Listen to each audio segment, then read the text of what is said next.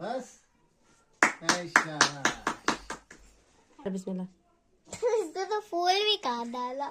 क्या बड़ा